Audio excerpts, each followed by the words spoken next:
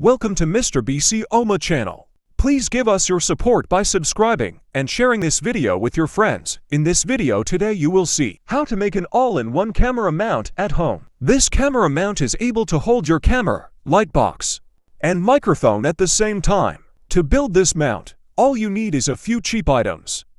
You will need a PVC pipe and PVC joints for the size of the pipe. The choice is yours. For the joints you will need 6 elbows and 6 T's. Cut the PVC pipe into 10 equal lengths, and to different lengths. Now using the T and elbow joints you can put the pieces together to make an all-in-one camera mount.